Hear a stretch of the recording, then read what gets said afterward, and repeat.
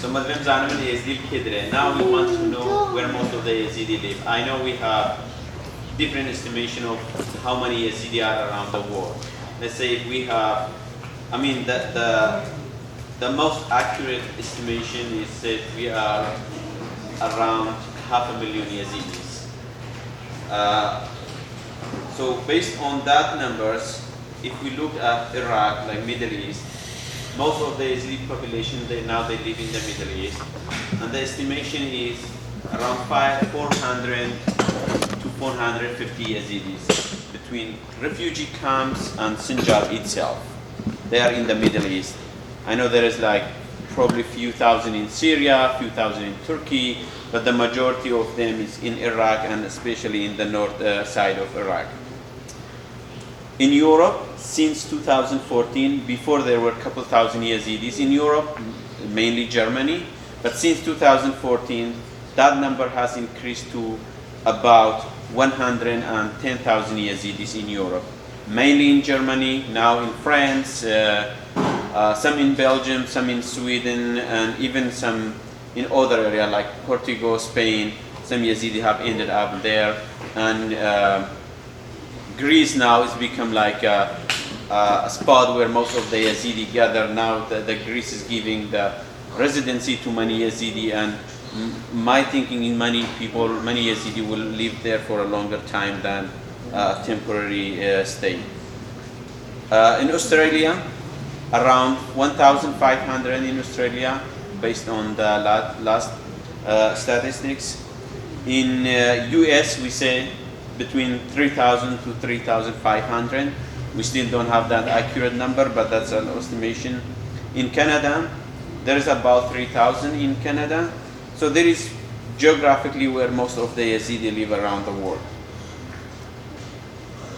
What happened on 3rd of August, I will show you a short video of some of the screenshots or some of the shots of what happened there.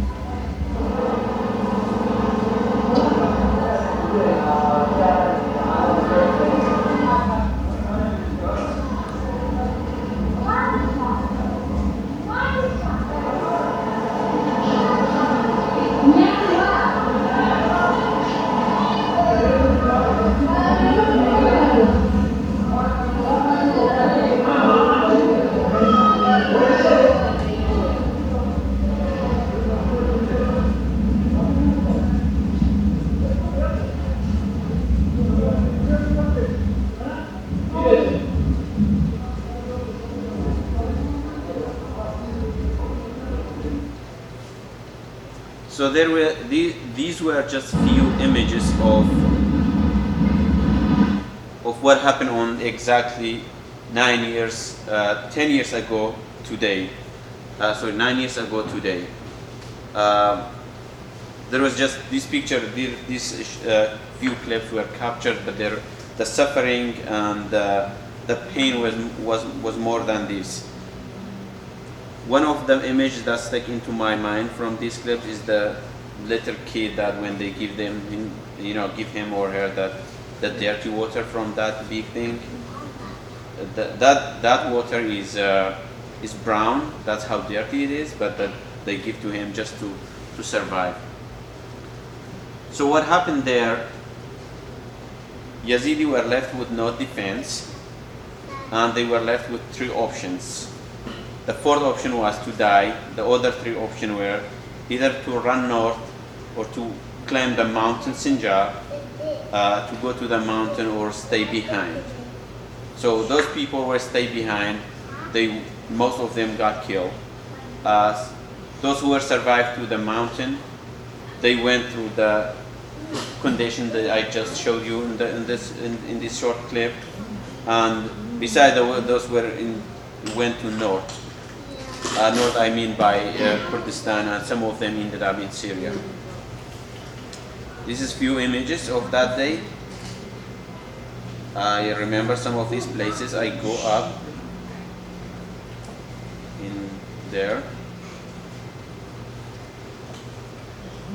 So the consequences on the 3rd of August, more than 400,000 Yazidi had to leave their homes and their villages.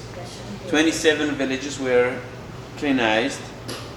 80% of those were destroyed, specifically the main district of Sinjar. On that day, there were 1,459 martyrs, people got killed. Since then, one of the consequences, 86 massacres, the graves, they found it.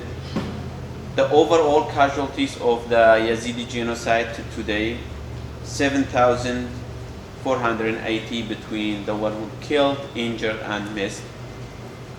68 temples and worship places and shrines of Yazidi were ruined. Around 3,500 people have been displaced, and most of them are still displaced. There were more than 2,600 orphans left behind the genocide, and they live in, most of them live in these refugee camps, in IDP camps in Iraq.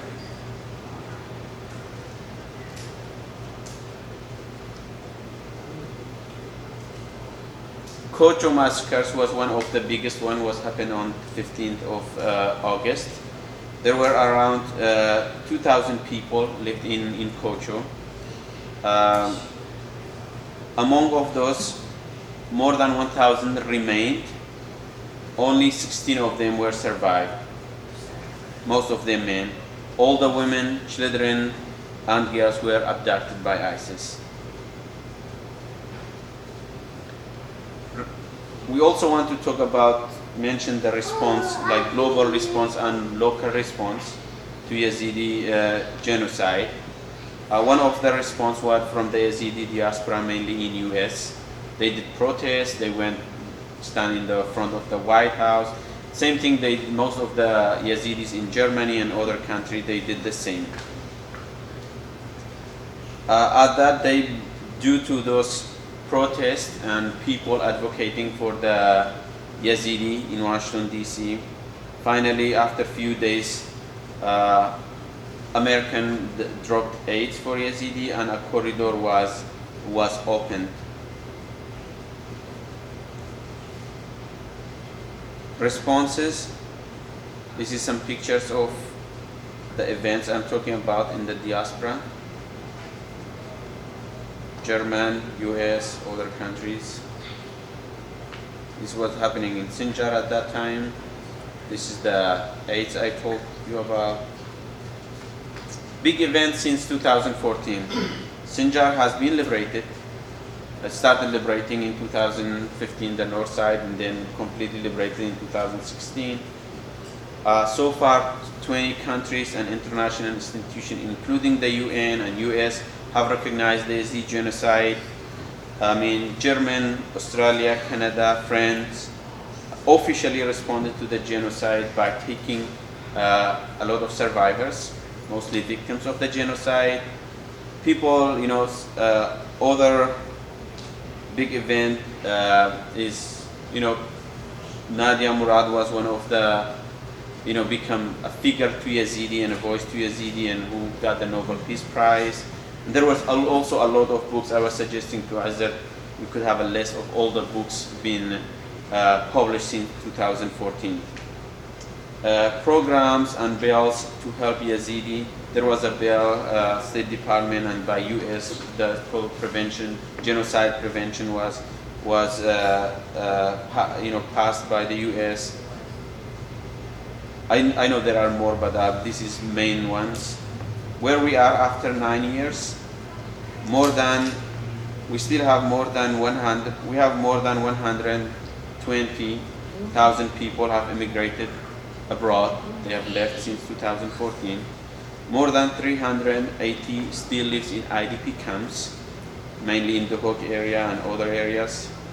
Around 150,000 have returned back to Sinjar right now. That number is not the accurate estimation. I asked it to some people. Some organizations said 101. It's between 130 and 150. Sinjar is still unsafe to a lot of reasons that Michelle mentioned. The bombarding of Turkish, the all different militias they are fighting over. And I was just talking to a friend there this afternoon, saying we're really afraid about a big clash between Hashd al-Shabi and other Yazidi forces that there, because they've been signals of fightings among them. More than 1,600 victims or Yazidi women, children are still missing. Yazidi organizations and legal teams, they are doing different things in around the world.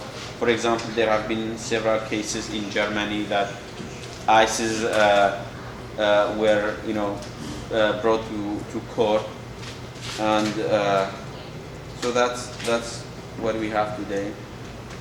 As asked me to talk about the future, I think I will leave that for the next panel. But I personally, I don't believe Yazidi as a community together they have a future, because if you look at all the other genocide, whoever survived the Yazidi genocide, they ended up together in one place and they survived together. But today it's different. I'm one of 10 siblings, and we in 4 different countries. So I don't think as one community we have a future, but as the Yazidi individuals, each one of us may have his own future. Thank you so much.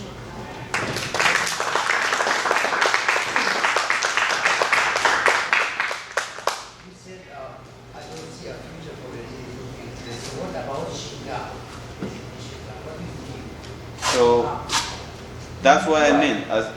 As a community, like if even today. United States, Australia, what about Yazidi community? So if you compare Yazidi communities in Sinjar right now, let's say there are 150,000 people there. As a community together, if you go to Sinjar, you talk to anybody in Sinjar, they are hopeless, disappointed, everything is going there. So as a community, there is no hope there. No, we still have some land, but eventually, all these people will leave. They will end up somewhere. Even if they're still there, they will end up with another group, this group and this group. So, as a community, when I'm talking about no future for it, as a one community together, we have one leader, one community, our own things. It's very difficult to survive. And there is a lot of reasons, I cannot mention. One of them is lack of leadership, lack of resources, skills, a lot of different things. Yeah. Any other questions? So what's the solution? So that's a very... I know, that's a very dark end to end there. I don't know. I hope I know. Nobody knows what the solution. They will come up with different ideas for you. If you talk to the Yazidi in Sinjar, said we all should leave Sinjar. Most of them will say we should leave Iraq. If you talk about people here, said if we want Yazidi to survive, we should go back to Sinjar. So where is the solution? I think the solution is the Kurdi people could be solution for Yazidi. Like we all know what Kurdistan as a government is good for Yazidi. Look at the Yazidi leaders and even the Yazidi terrorist people who put all these people that are like these chairs. Look at this. Even none of them is educated. If you look at these leaders, and separatist people, you see there's no future for it. Yeah. I mean, The reason I'm behind very, I see is the minorities. yeah. It's back to you criticize governments, what they are, the politics, what are they are doing with Yazidi. Yeah. Look at what the people like the Yazidi view has. Look at the rest of the people in the Shiraz, they giving them a lot of what have wrote up, making them journals and a lot of really Shiraz. They are not educated, they don't know anything, not educated, not brave. They are not doing anything. They're giving $1,000 dollars.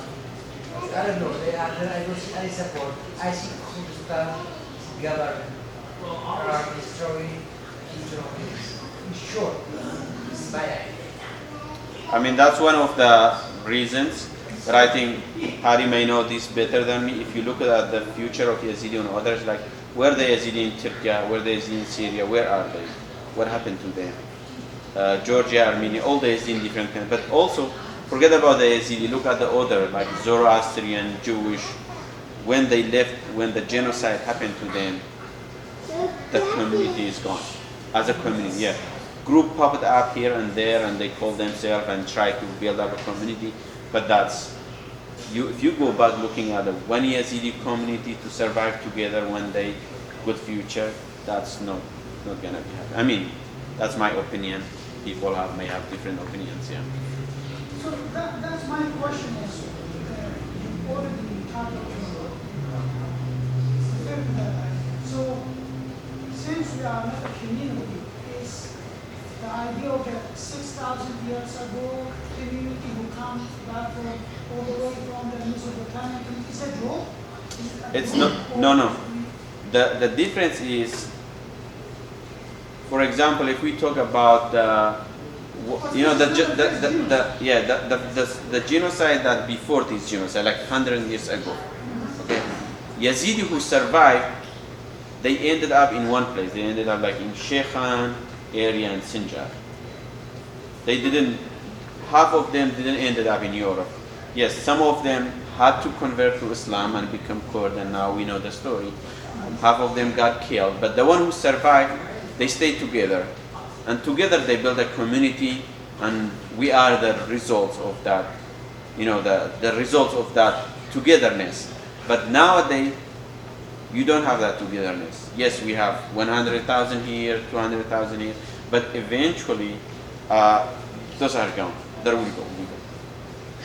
Sorry, I open a very controversial topic.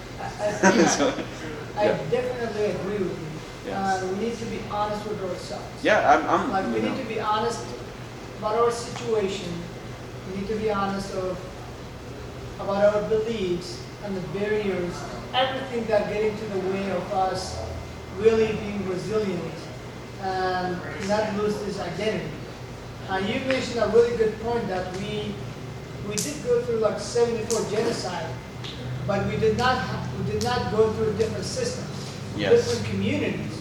We stayed in one community, which was our comfort zone. We could preserve our cultures, preserve our society because we were geographically conducive to, produce again and be in the same environment and the same culture. But now it's different because now we have left Iraq and we are in a totally different society. Yeah. Different way of looking at the world, different perspective, different religions. And how do we adapt to that? Like, I know like the future is really dark and the future is really pessimistic, but I think looking at other genocide like Rwanda or what happened to the Jews in the past, how did they use that genocide to be on top of everything, to not lose their identity? I think there's something that we really need to be honest with ourselves, that we need to change some of the things that hold us back. And I know like some of those change will really be difficult, but if we want to preserve our culture and preserve our identity in a different country, we need to make sure that we are open to those changes and we communicate and we talk about it. And there's no there's no change and there's no survival if you don't have to go through change. So I will interrupt you guys over there. We talked about the Yazidi genocide. We talked about, a little bit talk about the history. We brought it all the way till today and the idea of being in other countries. So now we will have another panel who would be specifically talking about that, Yazidi community in Lincoln. Issues, concerns, and solutions.